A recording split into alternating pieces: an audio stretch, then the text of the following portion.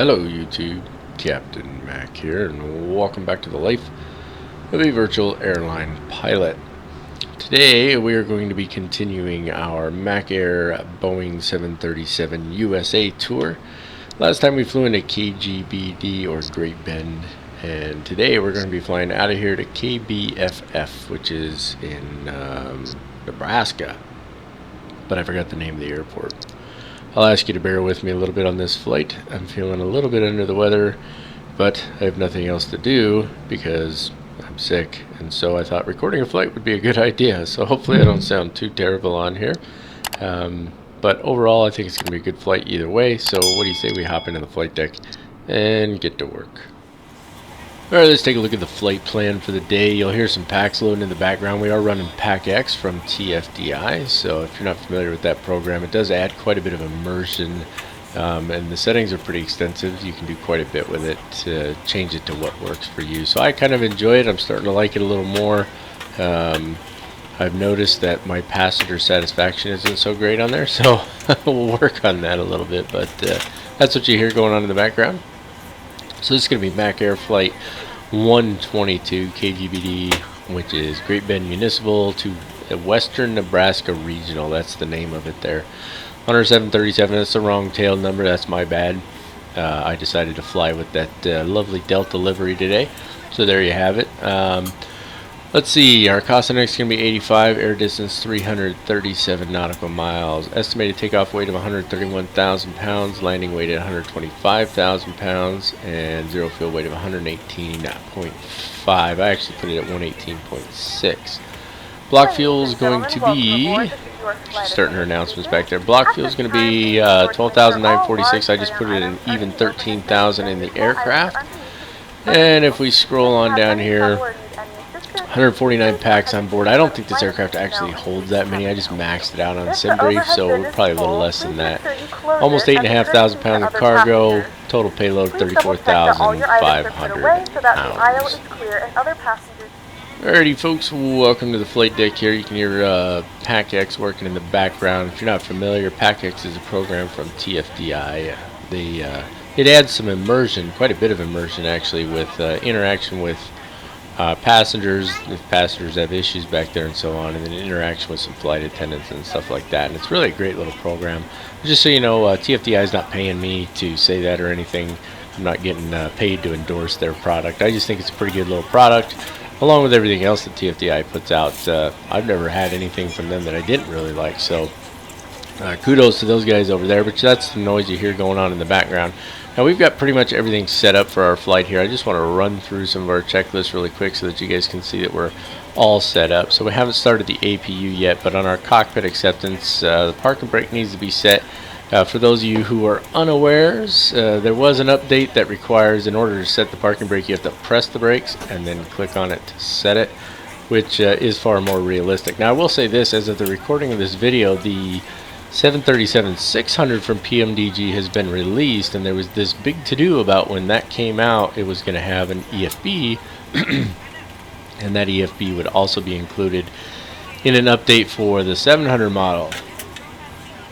I don't see any EFB, folks. What's going on here? So, not sure what's going on with that. I haven't dug through any forums or anything. But anyway, pressing on. The battery's on this up on the overhead here, so if you jump up here, your battery, that's going to be this guy right here. Standby power's got to be on right there. Landing gear lever is down. Start levers are in the cutoff position. Overhead fuel valve lights are all illuminated. That's these guys right here. There's no fuel in the center. There's no reason those would be illuminated right now. Ground power. Excuse me, a little hiccup there. Ground power is on. That's this guy right here. Fire warning systems. We haven't done that test yet. Do I have a... I don't think I do. Yeah, I do. There we go. So, fire warning tests. This one's actually better. My apologies. So fire warning tests, I don't go through these all the time, but we'll do them real quick here anyway. So you're going to click this guy to the left. You need to make sure that the overheat detection comes on there. That works fantastic. And then this one's going to make all the noise. You can silence that there. All of those are lit up like they're supposed to be. And then this guy here, all three green. And then you can wait, it'll flip back on its own. And then three green again there. That's fantastic. Test this one. There we go, and we're good to go on all of that. Signs are already both on auto. Research fans are on auto. The engine bleeds are off. Actually, I think the engine bleeds are on. I just leave them on. My views are not doing very well here. We can put the APU bleed on as well. Even though the APU is not on, it'll just come on automatically. And then it's APU start. We're not doing that. As far as the rest of the overhead is concerned, this is our flight control panel. We've checked it. It's good. Everything's where it's supposed to be, including the yaw dampers being in the on position. Fuel system panel is checked. All the fuel pumps are in the required position, which is currently off. We'll turn those on when we're getting ready to start the aircraft. Cabin utility IFE passenger switch. That's actually the galley switch on this one, so it's in the on position. That one's just fine. Window heats are all on up here. Probe heats are off. Electric, hydraulic pumps, these two in the center here, are on. And what else we got here? Packs. Packs are in the auto position. Isolation valve, it says to put it in the open position. I just put it in auto. I've actually seen some real world videos of 737 startups, and they always put it to auto for start. At least the ones I've seen. So I just leave it in auto. It makes it simpler. And then, of course, there's setting up the FMC, which we've already done. We'll hop down here real fast.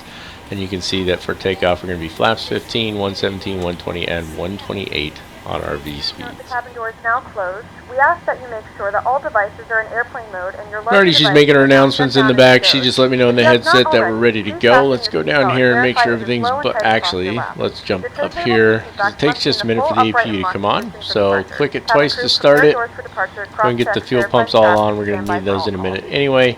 APU will start spinning up, and while that's happening, we're going to jump down here. We're going to disconnect things that we don't need. Go to the FS actions and ground services. The only thing we need right now is the ground power until the APU is up and running. So we're going to release the stairs, release the PAX bus. All of these can go. And then that brings us back to the ground power. And then on the doors, we're just going to make sure that this shows the doors closed. There it is. It's closing now. And there's a way to check that on the overhead. We'll take a look at that here in just a minute. So we'll just go back here. That way we're ready to release that. And then when you jump up here to the overhead, this guy right here tells you whether or not your doors are open. You can see that they're all closed. That's fantastic. APU's just about ready. We'll see the light come on here momentarily. There we go. Put it on the APU bus. Should start here in the AC kicking in as well. We can turn the ground power off. Jump back down here to disconnect the ground power really quick. Release that. We'll release the chocks. The brakes are on, as you know. Back over to the FMC page, and we are ready to push and start. Alright, so we're not actually going to do a pushback on this one because we don't need to. So let's just hop up to our overhead panel here. Let's make sure the packs are off. Click those up. Bleeds are on, everything else. Why do my views keep doing that in this sim? You notice that? The views off center a little bit now. That's just, I don't understand that at all. It's driving me a little bonkers. But anyway, packs are good to go there.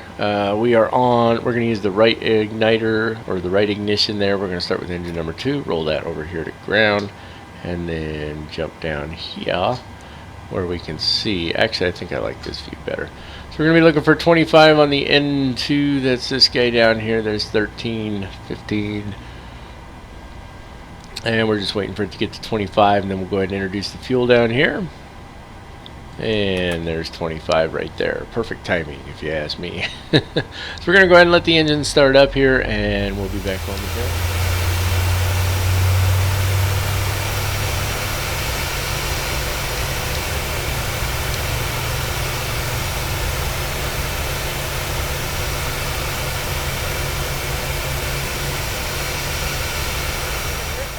Behind you. In case of an emergency and we need to evacuate, and we got a good start on engine number 2. Let's go ahead and take care of engine number 1. Roll this guy over to ground and wait for 25 and 2 on here.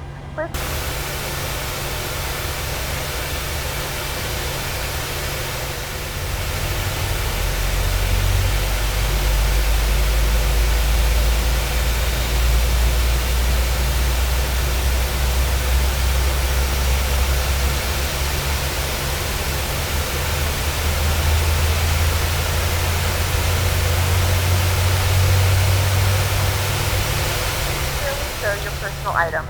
Make sure your seatbelts are fastened and seat backs and tray tables are in their full upright position. We remind you that this is a non-smoking flight.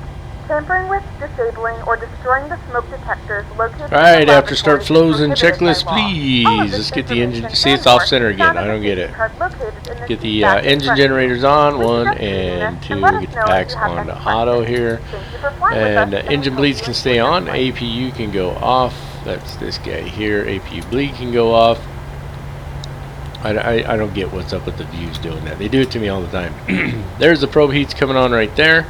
Strobe lights are good. Logo lights don't need to be on. Anti-collision lights and wing lights can come on at this point. Those are good. Taxi light can go on as well. What else do we have here?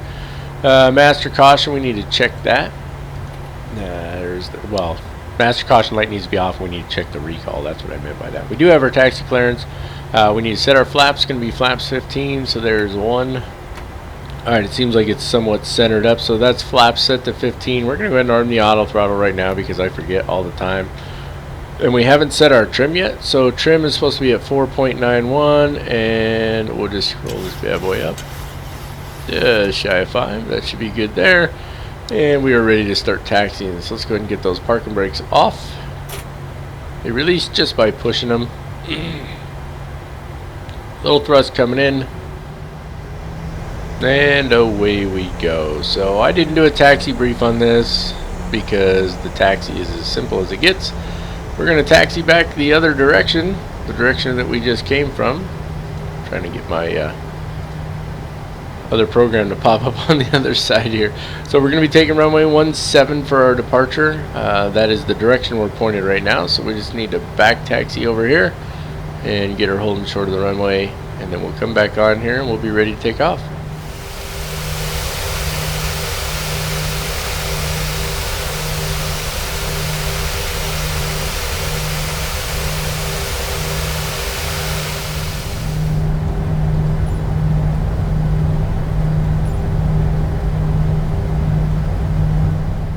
So let her roll on forward there. Let's go ahead and get those landing lights on. 1 and 2. Runway turn-off lights can come on. Taxi lights can go off. Engine start switches can go to continuous. Put this on both. And we are ready to go. Looks like an immediate turn because there is no departure, so we'll probably overshoot that just a little bit, but that's alright. We'll swing her back around when we get up there. Double check our approach path. Probably should have done that before I pulled out here. And swing her into place. Not a very long runway, so we want to use up as much of it as we can. And I overshot my turn just a little bit. That's alright. We'll get her centered up as we go here. Okay, we're going to hold the brakes to 60% just because of a short runway, but we're not super heavy and we got plenty of thrust, so stabilize at 60, release the brakes, and toga. Away we go.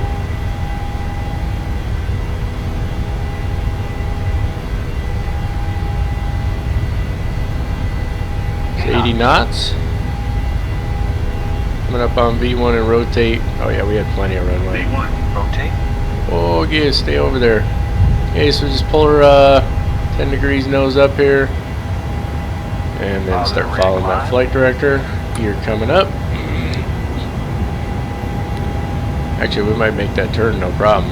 She got off the ground quick.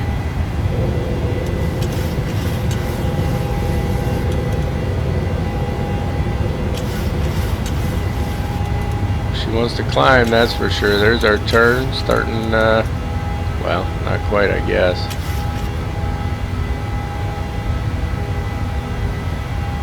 Oh, you know what? The LNAV wouldn't arm on the ground for some reason. It's armed now. There we go. Start making this turn here. We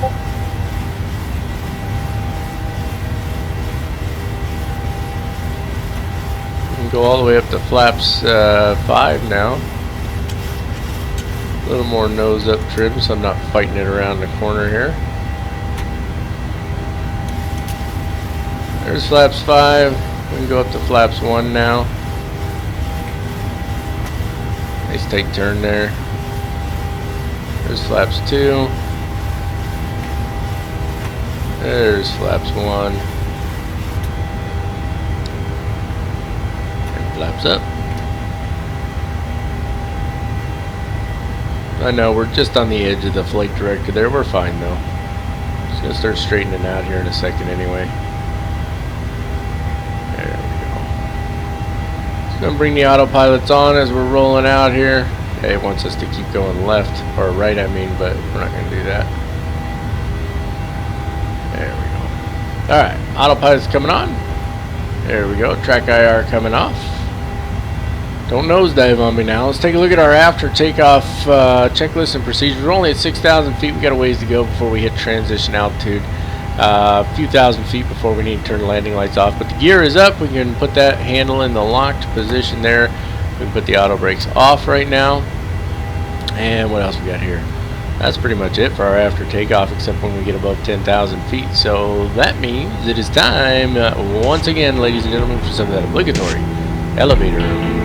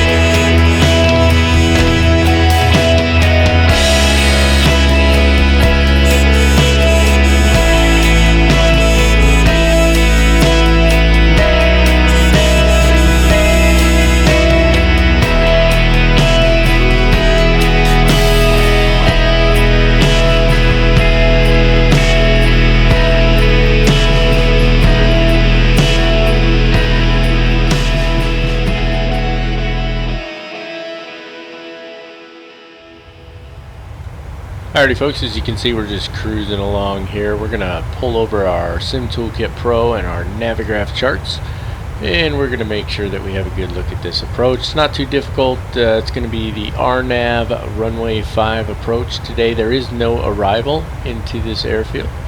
Zooming in a little bit for you here so we can see better. The ASOS, which is I don't remember what that one stands for, but that's the weather. 121.025. I haven't been able to pull that yet. I did pull the METAR down here using Sim Toolkit Pro. That's telling us that the wind is 080 knots, so runway 5 should work out for us as long as it's somewhere in that vicinity. Sim Toolkit Pro pulls from a different weather source than the default weather source for Microsoft Flight Simulator. So either way, we're going to see when we get a little closer, and we'll figure it out from there. So the ASOS is 121.025, Denver Center on 27.95, Columbus Radio on 22.6, and Western Nebraska Regional CTAF frequencies 123.0. I've mentioned the WASP before in another flight. I still can't figure out how to tune that in. I'm trying to get some more information on how you actually fly a WASP approach. So this and this work together, but this is not a necessity as far as I can tell. What it does is it gives you lower minimums, but we're not going to dive too deep until I can get more information on that. As far as I can tell, it's kind of a new thing, but I don't know. If you know, let me know. I know my boy AJ out there, he probably knows. AJ, if you're watching this video, explain this to us, would you please? Final approach course is 61 degrees, and it's not a glide slope, but our descent point is 6,100 feet at CAMID. And then decision altitude, so LPV, that's what WAS is. So LPV decision altitude is 250 feet. Airport elevation is 3,967 feet with a touchdown zone elevation of 3,952 feet. Missed approach, climb to 4,400 feet, then a climbing right turn to 6,900 feet, direct BFF VOR, and hold. Continue to climb and hold to 6,900 feet. Minimum safe altitude in the area is 6,800 feet. Transition altitude 18,000 feet. We're used to that. That is all over the United States. So we're going to come in down here at Mealy, up to Jackson, hang a right over here to Puri, down to Kamut, Jagus, Watmu, and then in from there. And you can see out here at Mealy, we want to be 6,800 feet until we cross Puri down to 6,100, and then Kamut at 6,100 is our descent point, and then on in from there. We're going to try and let the VNAV fly it because I know that that has something to do with the LPV, but you can see there's two different decision altitudes. You got LPV is 250 feet, and then LNAV VNAV is 466 feet. So that's why I'm a little confused by it.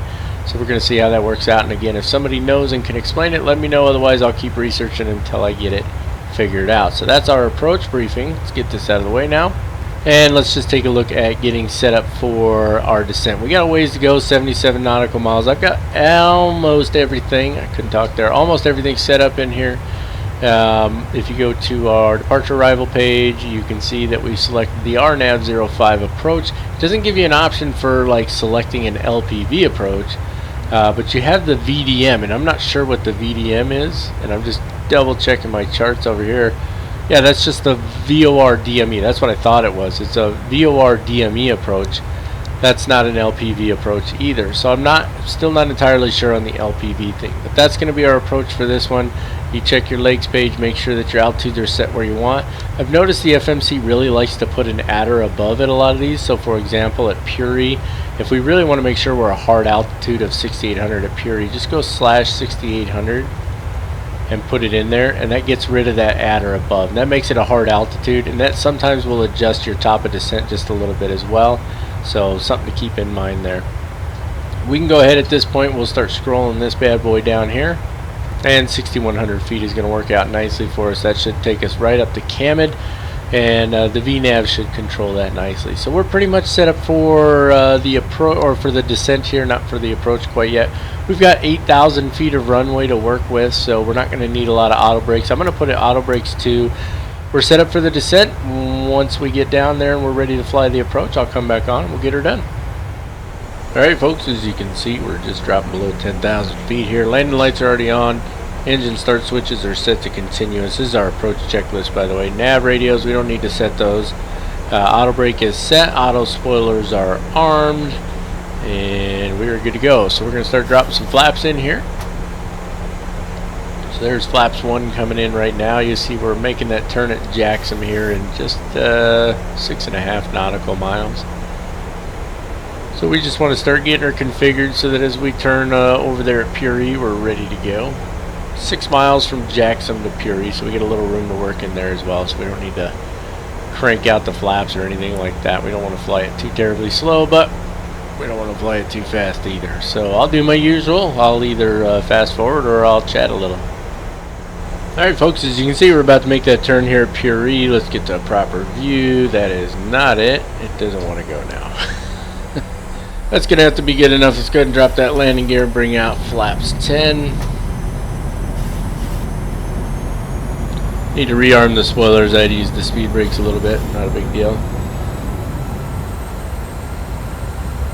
Pretty area. Love the sort of rolling hills going on here. It's pretty neat.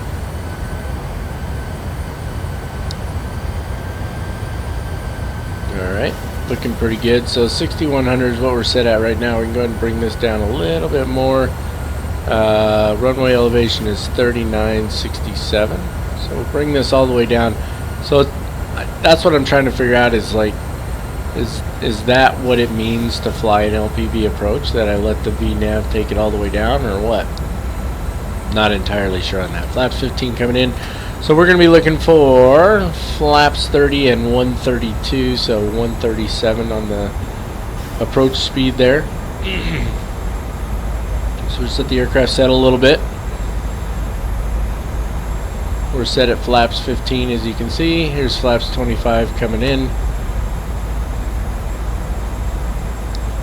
So right now it says we're like right on the descent path. So at CAMID we should be at 6100. We're a little above that at the moment. We got a mile and a half to go to CAMID. And we'll go ahead and go flaps 30 now.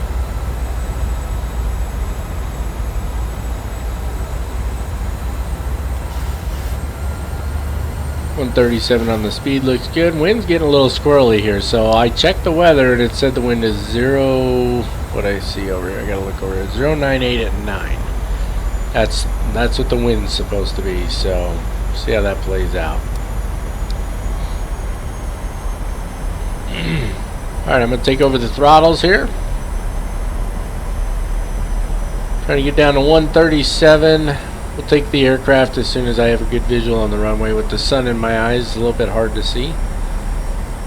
So right now it looks like we're still right on the descent path. Like I said, I'm not entirely certain how the LPV approach is flown, but if it's flown by just letting the VNAV take it all the way down to the field, then well, we're doing pretty good. Need to bring in a little thrust there. I got a little slow.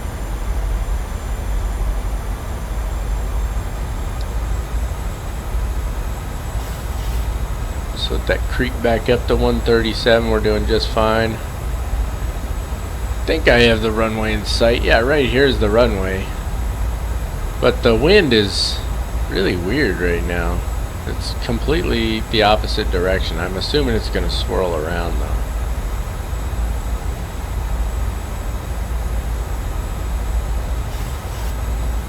Alright. We're looking good here. Let's take the autopilot off my airplane. And I'm expecting that wind to swirl, so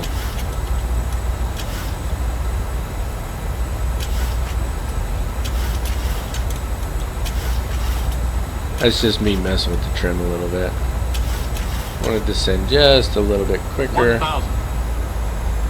Well, yeah, see, we're way too high. Way too high. We got VASI lights on the right hand side there, and they're all white right now. So we're going to roll those throttles back and let this bad boy descend. We're going to make this landing, folks. There's the wind shifted around finally, so that's good.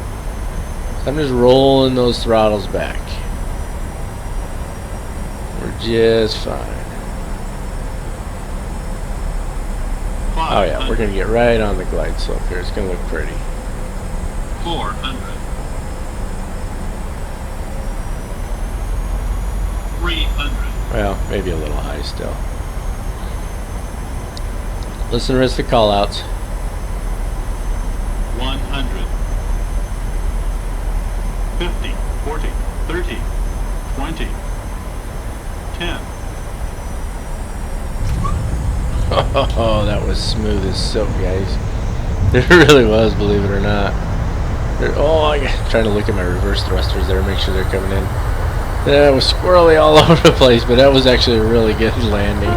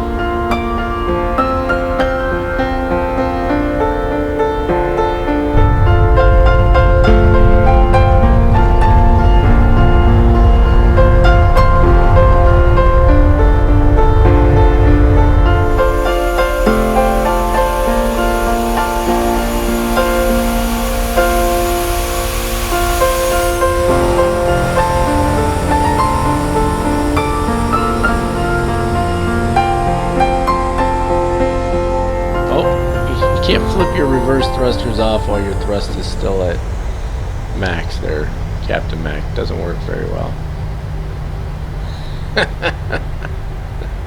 Okay. Alright, flaps are up. Gear is obviously down. Auto brakes off. We can leave the spoilers where there are the spoilers, the landing lights. Spoilers do need to actually go down, which they did. A little more thrust. Let's taxi this bad boy in here. I'm going to go ahead and start the APU right now. There we go. And I will see you guys when we're back in the parking space. Alright folks, we're just getting her pulled up to the terminal here. Bring her to a nice easy stop. Just swinging it all the way around so it's easy to pull out.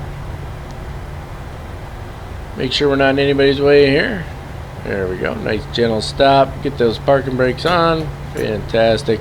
Track guide coming off here. A little jump.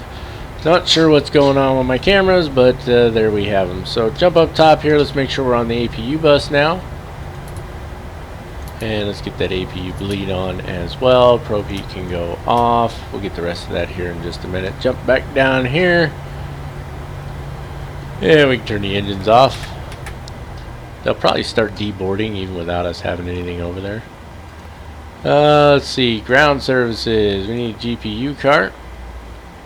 We need to set the chocks.